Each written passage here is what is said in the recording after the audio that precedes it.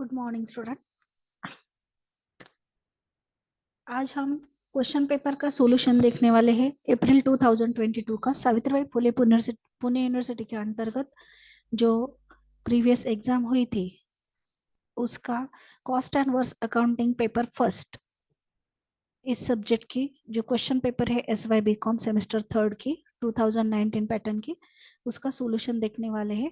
पूरी question paper with objective, only उसके जो थियरी क्वेश्चन है एंड शॉर्ट नोट, तो उसके लिए मैं सेपरेट वीडियो बना रही हूँ, लेकिन प्रॉब्लम ऑब्जेक्टिव इसी वीडियो में मैं कवर कर रही हूँ।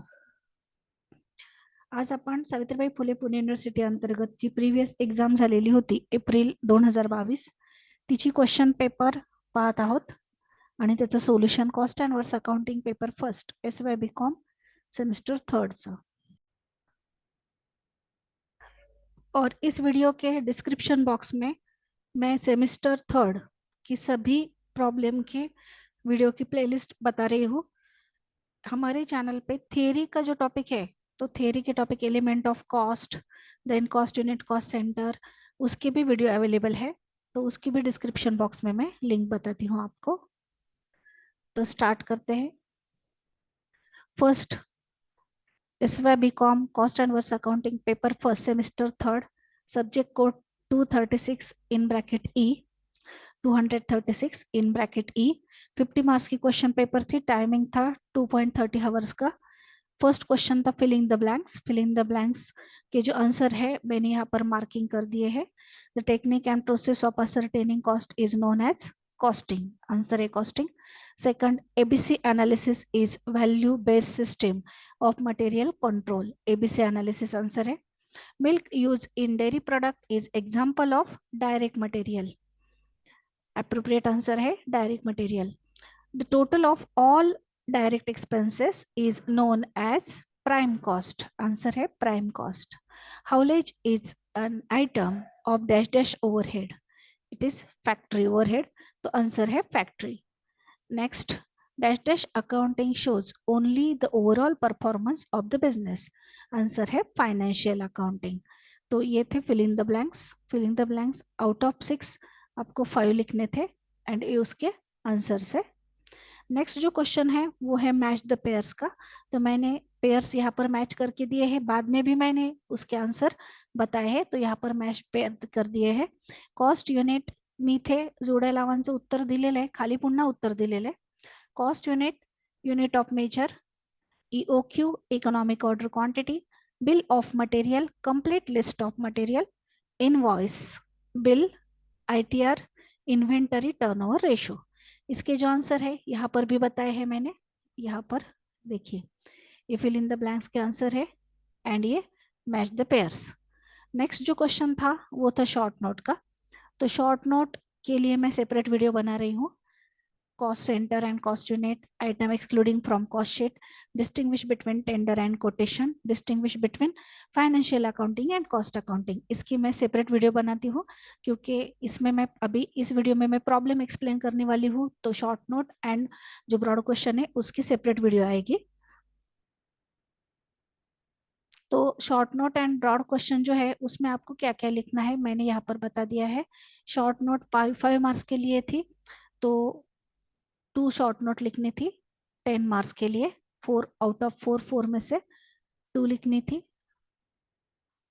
नेक्स्ट क्वेश्चन है कॉस्ट शीट के ऊपर, तो कॉस्ट शीट का 11 to 12 प्रॉब्लम्स की वीडियो मैंने ऑलरेडी चैनल पे डाल के रखे हैं, लेकिन अभी इसका भी सोल्यूशन मैं विस्तार से आपको बताने वाली हूँ। ऑलरेडी आपले कॉस्ट शीटचे व्हिडिओ आहेत चॅनलवर, त्याची पण लिंक डिस्क्रिप्शन बॉक्समध्ये असेल, परंतु ह्या प्रॉब्लेमचं सोल्युशन देखील मी आपल्याला शिकवणार आहे। The following information has been obtain from account of unique manufacturer limited for the year ending 31 दिसंबर 2021। अभी आपको क्या करना है, तो पेंसिल से आप यहाँ पर मार्किंग कर दीजिए। मैं मार्किंग कर रही हूँ कि जो जो आइटम है वो कौन सी हेडिंग के अंडर लेना है। आप अगर इस तरह से मार्किंग करते हैं, क्वेश्चन पेपर के ऊपर मार्किंग करना अलाउड नहीं है, लेकिन आपको समझ में है उतनी ही लाइट मार्किंग कर दे तो चल सकता है। लेकिन डार्क मार्किंग चलेगा नहीं, आपका काम होने के बाद उसको रिमूव कर दीजिए। तो जो डायरेक्ट मटेरियल है तो उसके अंडर स्टॉक ऑफ मटेरियल आएगा, लेकिन ये ओपनिंग स्टॉक है। तो जब ओपनिंग स्टॉक दिया जाता है तो हम cost of material consume calculate करते हैं। जेव्हा ओपनिंग स्टॉक असतो तेव्हा आपण cost of material consume calculate करतो। सो इसको हम जो मार्किंग करेंगे वो करेंगे डायरेक्ट मटेरियल की डीएम। डीएम की मार्किंग करेंगे, या फिर मैं इधर बाहर कर देती हूँ, इजी जाएगा आपको।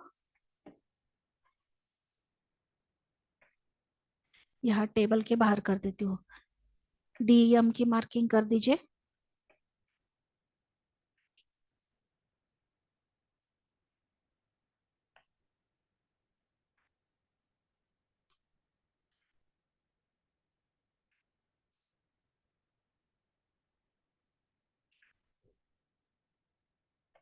थोड़ा बाहर करती हूँ। मटेरियल परचेस भी डीएम की मार्किंग कर दीजिए, क्योंकि मटेरियल परचेस भी डायरेक्ट मटेरियल के अंडर ही आएगा। देन बैड डेप्ट सेलिंग एक्सपेंसेस है तो यस की मार्किंग कर दीजिए। Traveller salary and commission selling के अंडर आएगा तो यस की मार्किंग कर दीजिए। Depreciation on office furniture office के अंडर आएगा तो ओ की मार्किंग कर दीजिए। इस तरह से हम हर एक आइटम को मार्किंग कर रहे हैं। Rent rates and insurance specify किया है फैक्ट्री, तो एफ की मार्किंग कर दीजिए। देन प्रोडक्टिव वेजेस, ये डायरेक्ट वेजेस है तो डी डब्ल्यू की मार्किंग कर दीजिए। Then director fees office expenses है, ओ की मार्किंग कीजिए। जनरल एक्सपेंसेस ऑफिस एक्सपेंसेस है, ओ की मार्किंग कीजिए। गैस एंड वाटर स्पेसिफाई किया है फैक्ट्री तो एफ की मार्किंग कीजिए। देन ट्रैवलिंग एक्सपेंसेस सेलिंग के अंडर है तो यस की, सॉरी, ट्रैवलिंग एक्सपेंसेस जो है वो डायरेक्टर्स के होंगे तो हम ऑफिस के अंडर लेंगे। अगर डायरेक्टर्स के नहीं होंगे तो वो हम सेलिंग एंड डिस्ट्रीब्यूशन के अंडर लेंगे, लेकिन यहाँ पर कोई स्पेसिफाई नहीं किया है तो ऑफिस के अंडर ले लेते हैं। ट्रैवलिंग एक्सपेंसेस ऑफिस के अंडर ओ की मार्किंग कीजिए। सेल्स लास्ट में लेते हैं, इसको मार्किंग मत कीजिए। मैनेजर सैलरी जो है वो डिवाइड करनी है फैक्ट्री को 2/3 एंड ऑफिस को 1/3, तो इसको डबल मार्किंग आएगी F and O. Depreciation on plant and machinery F की मार्किंग कर दीजिए। डिस्काउंट अलाउड जो है वो सेलिंग एंड डिस्ट्रीब्यूशन से रिलेटेड है तो यस की marking. Repairs to plant and machinery factory में यूज होती है तो एफ की मार्किंग। कैरेज आउटवर्ड, अगर इनवर्ड होते तो हम वो डायरेक्ट मटेरियल में लेते, लेकिन आउटवर्ड है तो सेलिंग से रिलेटेड है तो यस की मार्किंग। डायरेक्ट एक्सपेंसेस के लिए डीई की मार्किंग, ये प्राइम कॉस्ट में आएंगे। Then rent rate taxes office के हैं तो ओ की marking. Gas and water office के हैं तो ओ की मार्किंग। एंड स्टॉक जो है मटेरियल का ये हम लेस करने वाले हैं डायरेक्ट मटेरियल में से तो डीएम एंड माइनस की साइन कर दीजिए। इस तरह से हमने फर्स्ट सभी को मार्किंग कर ली है। अभी पोस्टिंग करना इजी जाएगा। आपको कैलकुलेट करना है cost of material consume, prime cost, work cost और factory cost, cost of production, total cost and profit and loss. Let's start solution. तो हम सॉल्यूशन स्टार्ट करते हैं। ऊपर दीजिए in the books of unique manufacturing limited cost sheet for the period ended 31 December 2021। Start करेंगे opening stock of material से। अभी हमने जिस जिस आइटम को डीएम की मार्किंग की है वो आइटम इसके अंडर आएंगे। तो डीएम की मार्किंग हमने कहाँ पर की है, आपण ज्या ज्याला डायरेक्ट मटेरियलची मार्किंग केलेली आहे ते आयटम येतील 1, 2 एंड लास्ट 3, लेकिन ये लेस होगा तो वो हम लेंगे। फर्स्ट लीजिए स्टॉक ऑफ मटेरियल 1 जनवरी 2021 का 16,720। Add material purchase 25,900। अगर इसमें एक्सपेंसेस ऑन परचेसेस दिए गए होते कैरेज या फिर फ्रेट इनवर्ट तो वो भी ऐड होते, लेकिन इसमें नहीं है।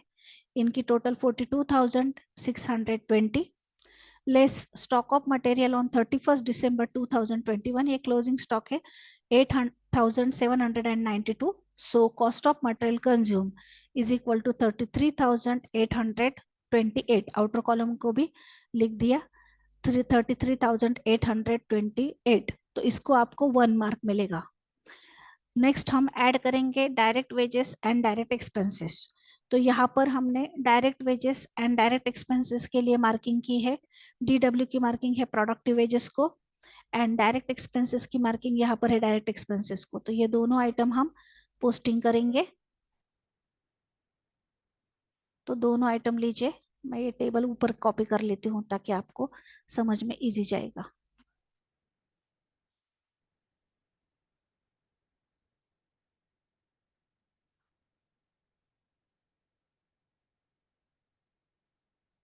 ओके, यहाँ पर ले लेती हूँ, आपको इजी समझ में आएगा बेस्ट।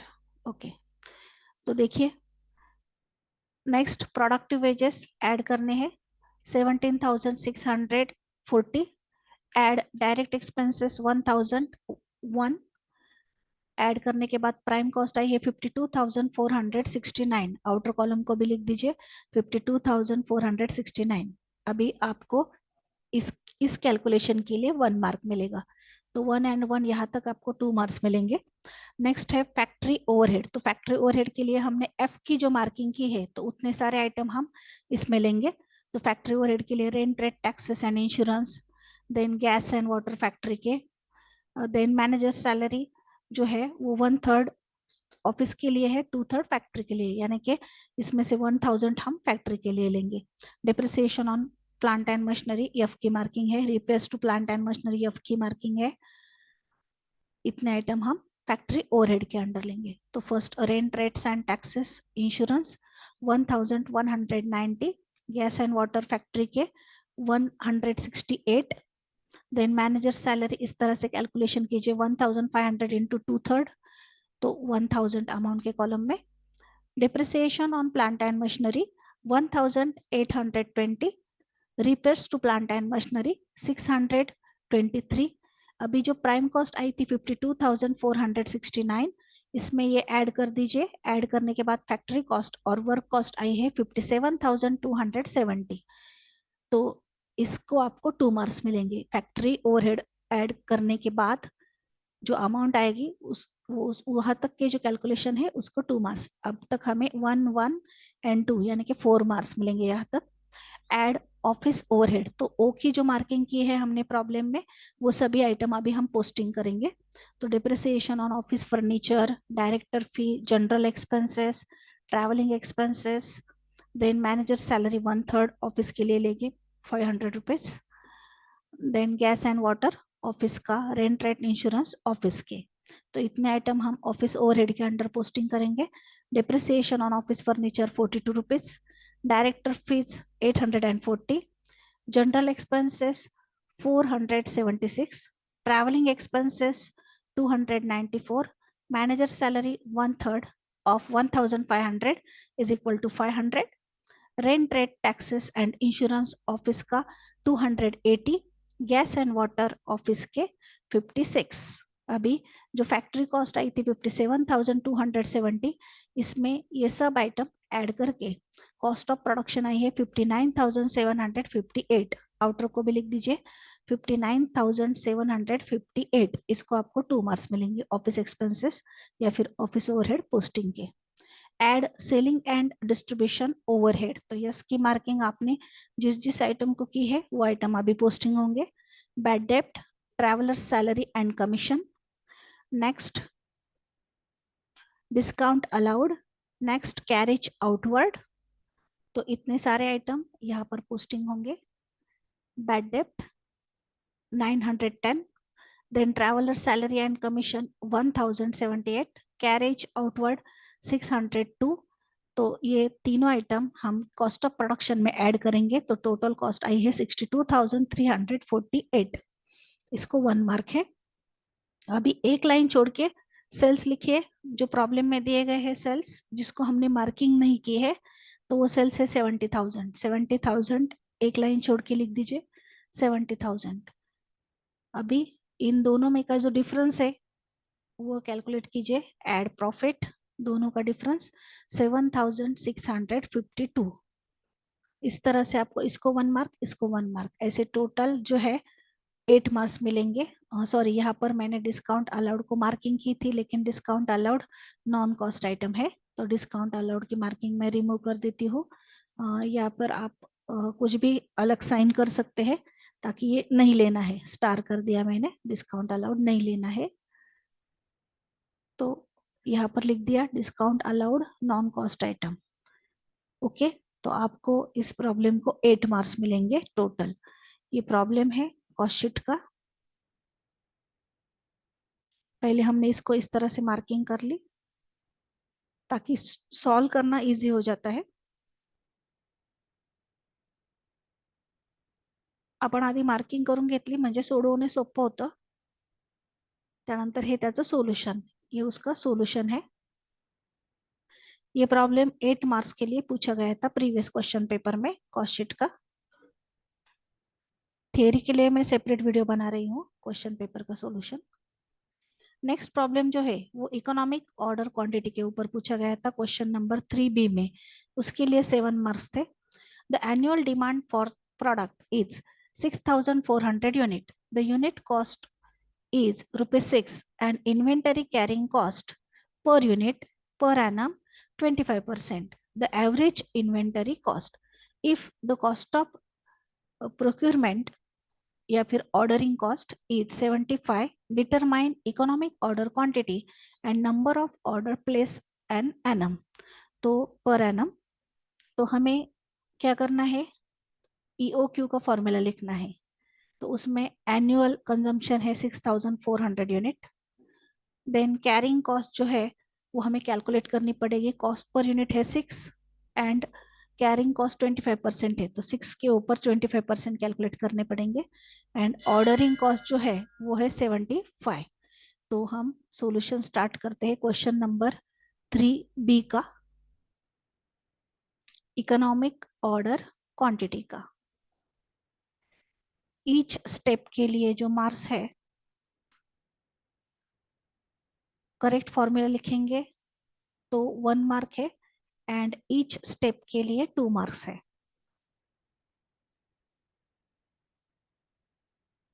क्वेश्चन नंबर 3B में है ये।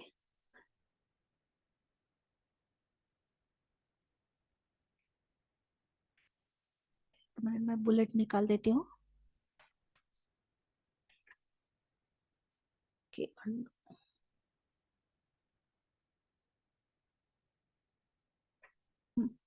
तो देखिए क्वेश्चन नंबर 3B का आंसर हम लिख रहे हैं।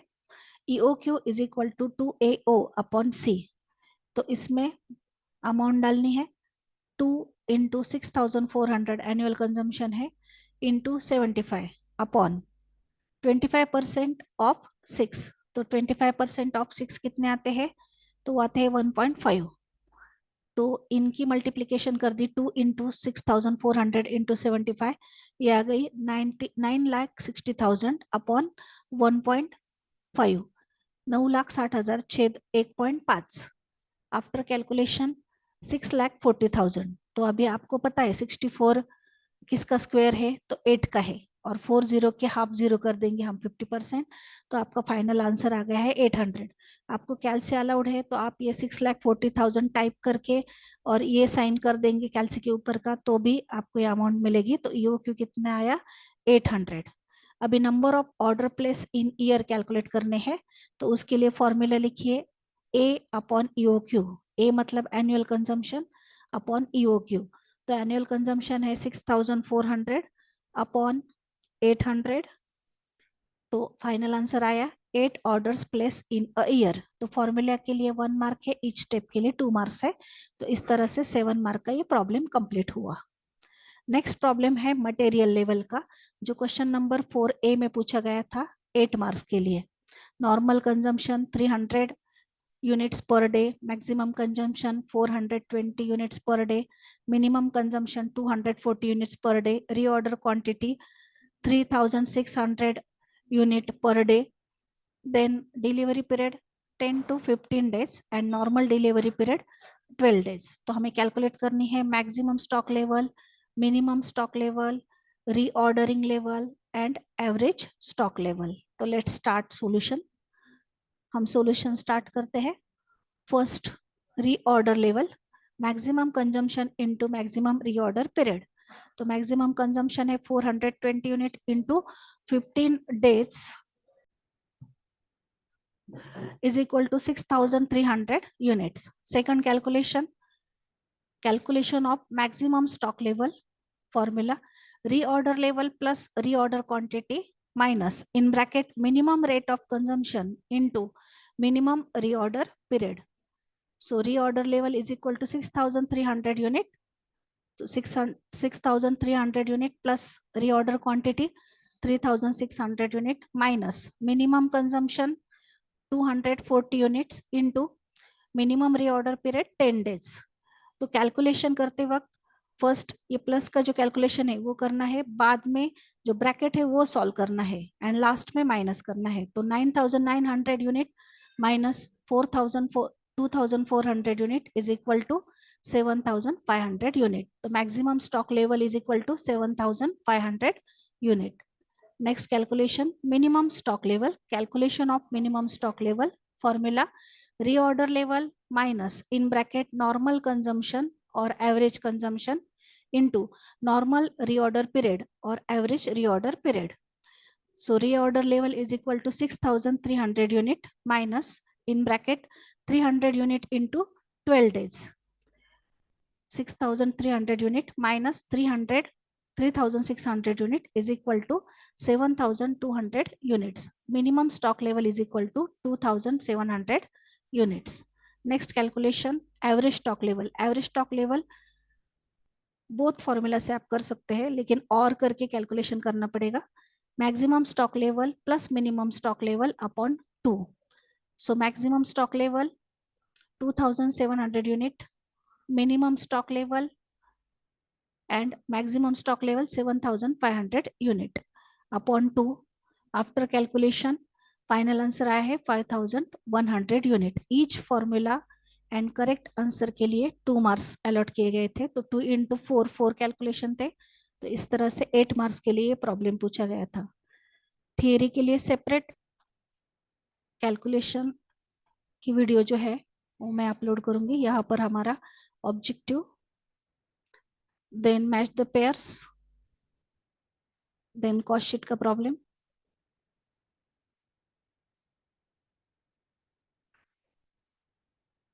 इकोनॉमिक ऑर्डर क्वांटिटी का प्रॉब्लम एंड उसका सॉल्यूशन, मटेरियल लेवल का प्रॉब्लम एंड उसका सॉल्यूशन. Thank you.